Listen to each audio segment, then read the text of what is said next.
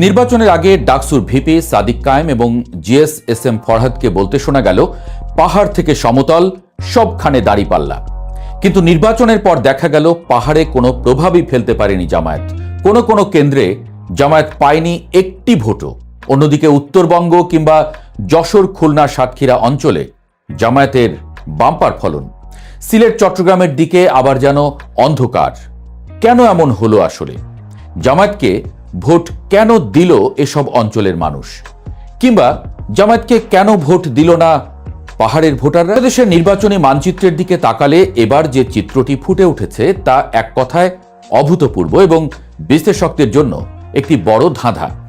নির্বাচনের আগে সামাজিক যোগাযোগ মাধ্যম এবং রাজপথের স্লোগানে যে দাঁড়িপাল্লার জোয়ারের কথা বলা হয়েছিল, ভোটের ফলাফলের পর দেখা গেল সেই জোয়ার দেশের সব নদী নালায় সমানভাবে প্রবাহিত হয়নি। বিশেষ করে পার্বত্য চট্টগ্রামের 3 জেলা রাঙামাটি, খাগড়াছড়ি এবং বান্দরবানে জামায়াতে ইসলামের ফলাফল ছিল শোচনীয়। পাহাড়ি জনপদ মূলত জাতিগত এবং সাংস্কৃতিকভাবে সমতলের চেয়ে সম্পূর্ণ আলাদা এক সত্তা।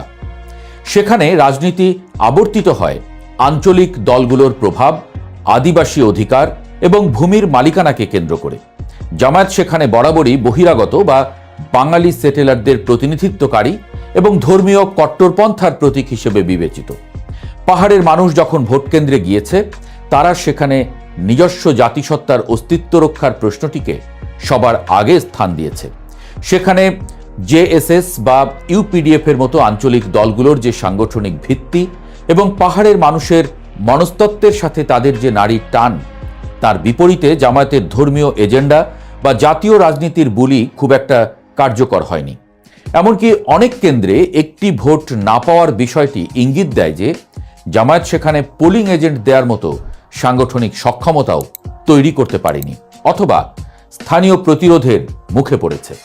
অন্যদিকে সিলেট ও চট্টগ্রামের ফলাফলের দিকে তাকালে এক ভিন্ন রাজনৈতিক সমীকরণ চোখে পড়ে, যা অনেককে অবাক করেছে। চট্টগ্রাম ও সিলেটকে ঐতিহ্যগতভাবে ধর্মপ্রাণ মানুষের ঘাঁটি এবং ডানপন্থী রাজনীতির উর্বর ক্ষেত্র হিসেবে মনে করা হয়। কিন্তু এবারের নির্বাচনে এই দুই অঞ্চলে জামায়াতের আশানুরূপ ফল না পাওয়া বা কোনো ক্ষেত্রে ভরাডুবি হওয়ার পেছনে রয়েছে গভীর সমাজতাত্ত্বিক কারণ। সিলেটের রাজনীতিতে সবসময় লন্ডনী বা প্রবাসী ভাব এবং পীর আউলিয়াদের মাজার কেন্দ্রিক সুফিবাদের একটি বড় স্থান রয়েছে। জামায়াতের মওদুদিবাদী রাজনৈতিক ইসলাম এবং সিলেটের ঐতিহ্যবাহী সুফি ভাবধারার মধ্যে একটি সূক্ষ্ম আদর্শিক দ্বন্দ্ব সবসময়ই ছিল। বিগত দিনে জোট রাজনীতির কারণে এই দ্বন্দ্বটি ধামাচাপা থাকলেও এককভাবে নির্বাচন করতে গিয়ে জামায়াত সেই বাধার মুখে পড়েছে। সিলেটের ভোটাররা হয়তো ধর্মীয় দল হিসেবে জামায়াতকে বেছে নেওয়ার চেয়ে তাদের আঞ্চলিক পরিচিতি বা প্রথাগত বড় দলগুলোর উপরই বেশি আস্থা রেখেছে। এছাড়া সিলেটে বিগত বছরগুলোতে অন্যান্য ইসলামী দল বা গোষ্ঠীর যেমন ফুলতলি পীর সাহেবের অনুসারী যে প্রভাব বলয় তৈরি হয়েছে, তা হয়তো জামায়াতের ভোট ব্যাংকে ভাগ বসিয়েছে। চট্টগ্রামের ক্ষেত্রে বিষয়টি আরও জটিল। চট্টগ্রামকে বলা হয় অর্থনীতির হৃৎপিণ্ড এবং রাজনীতির গতিপথ নির্ধারণকারী অঞ্চল। সেখানে জামায়াতের শক্ত অবস্থান থাকলেও সাম্প্রতিক সময়ে হেফাজতে ইসলামের উত্থান এবং কওমি মাদ্রাসা ভিত্তিক রাজনীতির সাথে জামায়াতের দূরত্বের বিষয়টি ভোটের মাঠে প্রভাব ফেলেছে বলে মনে করা হচ্ছে। তাছাড়া চট্টগ্রামের মানুষ ব্যবসার স্বার্থে স্থিতিশীলতা পছন্দ করে। হয়তো তারা মনে করেছে জামায়াতের একক উত্থান সেই স্থিতিশীলতার জন্য হুমকি হতে পারে। কেউ বলছেন ঐতিহাসিকভাবে এই এলাকাগুলোকে সুফি সাধক আউলিয়ার দেশ বলা হয়। গত 1.5 বছর যেভাবে মাজার, সুফি কিংবা এই ঘরানার মতবাদে আঘাত এসেছে, এই অঞ্চলের মানুষ সেটারও প্রতিশোধ নিয়েছে। তবে মুদ্রার উল্টো পিঠ দেখা গেছে উত্তরবঙ্গ এবং দক্ষিণ পশ্চিমাঞ্চলের জেলাগুলোতে।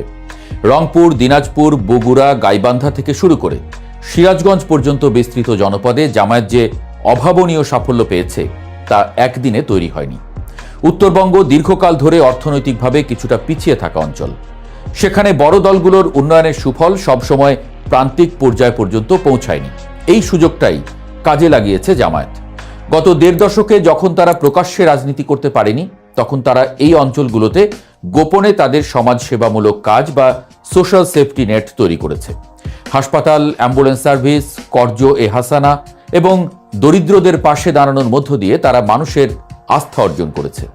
উত্তরবঙ্গের মানুষ রাজনীতির চেয়ে পেটের ক্ষুধা এবং বিপদের বন্ধুকে বেশি গুরুত্ব দিয়েছে। সাধারণ কৃষিভিত্তিক সমাজ ব্যবস্থায় জামায়াতের সুশৃঙ্খল বাহিনী মানুষের দৈনন্দিন জীবনের সাথে মিশে যেতে পেরেছে। বিশেষ করে নতুন প্রজন্মের ভোটাররা যারা আওয়ামী লীগ এবং বিএনপির দীর্ঘ বিবাদ দেখে ক্লান্ত, তারা জামায়াতের তরুণ নেতৃত্ব এবং আধুনিক প্রচারণায় আকৃষ্ট হয়ে তাদের টেস্ট করতে চেয়েছে। বগুড়া বা গাইবান্ধার মতো এলাকাগুলোতে জামায়াতের এই বাম্পার ফলন মূলত তাদের দীর্ঘমেয়াদী নীরব সাংগঠনিক কাজেরই একটা সুফল। একইভাবে খুলনা, যশোর এবং সাতক্ষীরা অঞ্চলে জামায়াতের ভালো করার পেছনে কাজ করেছে ভিন্ন এক মনস্তত্ত্ব। সাতক্ষীরা এবং এর আশেপাশের এলাকাগুলো জামায়াতের ঐতিহ্যবাহী দুর্গ হিসেবে পরিচিত। বিগত সরকারের আমলে এই অঞ্চলগুলোতে জামায়াতের নেতাকর্মীদের উপর সবচেয়ে বেশি দমনপীড়ন চালানো হয়েছে বলে দলটির দাবি। এই দীর্ঘমেয়াদী নিপীড়ন এবং কোণঠাসা অবস্থা স্থানীয় মানুষদের মনে এক ধরনের সহমর্মিতা বা সিম্প্যাথি তৈরি করেছে। ভোটের মাঠে এই সহমর্মিতার জোয়ারেই ভেসেছে জামায়াত। রাজনৈতিক বিজ্ঞানে একটি কথা আছে, নিপীড়ন অনেক সময় সংগঠনকে শক্তিশালী করে। সাতক্ষীরা খুলনা বেল্টে ঠিক সেটাই ঘটেছে। সেখানকার মানুষ হয়তো প্রতিশোধ পরায়ণ হয়ে বা পরিবর্তনের আশায় জোটবদ্ধভাবে জামায়াতকে ভোট দিয়েছে। তাছাড়া পশ্চিম সীমান্তের ভারতের রাজ্য পশ্চিমবঙ্গের সাথে নানা সময় নানা ঘটনায় জড়িয়ে যায় এ অঞ্চলের মানুষরা। ভারত সীমান্তবর্তী এই জেলাগুলোতে চোরাচালান এবং বাণিজ্যের যে অদৃশ্য অর্থনীতি রয়েছে তার নিয়ন্ত্রণ এবং স্থানীয় ক্ষমতার ভারসাম্যে জামায়াত নিজেদের একটি শক্তিশালী পক্ষ হিসেবে প্রমাণ করতে পেরেছে। ভোটাররা মনে করেছেন স্থানীয় আধিপত্য বজায় রাখতে এবং প্রশাসনের সাথে দর কষাকষি করতে জামায়াতই এখন সবচেয়ে শক্তিশালী বিকল্প। সামাজিক যোগাযোগ মাধ্যমের আলোচনা এবং বাস্তবতার এই ফারাকটিও এই নির্বাচনের একটি বড় শিক্ষণীয় বিষয়। সাদিক কায়েমরা যখন ঢাকায় বসে বা ফেসবুকে লাইভ করে পাহাড় সমতল এক করার ডাক দিচ্ছিলেন, তখন তারা হয়তো মাঠের জটিল রসায়নটা পুরোপুরি ধরতে পারেননি। ফেসবুকের অ্যালগরিদম মানুষকে এমন এক বুদবুদের মধ্যে রাখে যেখানে মনে হয় সবাই বুঝি একই কথা ভাবছে, কিন্তু রাঙামাটির দুর্গম পাহাড়ের জুমচাষি কিংবা সিলেটের হাওরের জেলে তাদের জীবন ও রাজনীতির হিসাব নিকাশ ফেসবুকের লাইকের উপর নির্ভর করে না।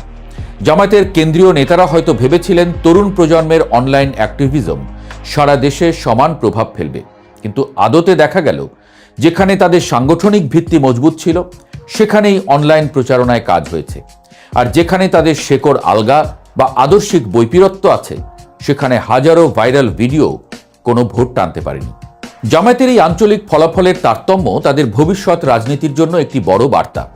পাহাড়ের মানুষ যে তাদের প্রত্যাখ্যান করেছে তার মূল কারণ হল জামায়াতের অখণ্ড জাতীয়তাবাদী এবং ইসলামী আদর্শের সাথে পাহাড়ের জাতিগত স্বাতন্ত্র্যের সংঘাত।